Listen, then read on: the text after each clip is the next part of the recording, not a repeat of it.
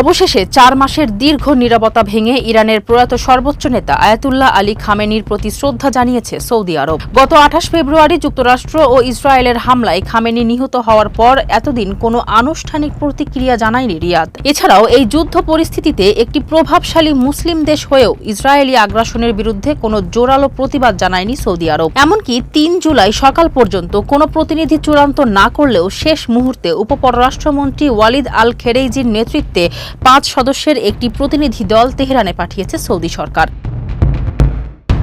এ সময় তারা ইরানের প্রেসিডেন্ট মাসুদ পেজেশকিয়ানের কাছে সৌদির বাদশাহ সালমান ও যুবরাজ মোহাম্মদ বিন সালমানের শোক বার্তা হস্তান্তর করেন। ৪ জুলাই ভোরে এক বিবৃতিতে এই তথ্য নিশ্চিত করেছে সৌদি পররাষ্ট্র মন্ত্রণালয়।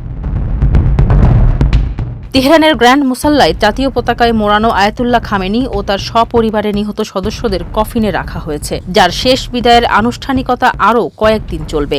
রাষ্ট্রীয় টেলিভিশনে দেখা যায় রাতভর ইরানের বিভিন্ন শহরে মানুষ সমাবেশ করে যুক্তরাষ্ট্র ও ইসরায়েলের বিরুদ্ধে তীব্র স্লোগান দিচ্ছে। ৪ জুলাই থেকে রাজধানী তেহরানের রাস্তায় লাখ লাখ মানুষের ঢল নামবে বলে আশা করছে সরকার, যা ১৯৮৯ সালে সাবেক সর্বোচ্চ নেতা আয়াতুল্লাহ রুহুল্লাহ খোমেনির দাফনের ঐতিহাসিক জনসমাগমকে স্মরণ করিয়ে দিচ্ছে। ফারজানা হাসিন, মানবকণ্ঠ।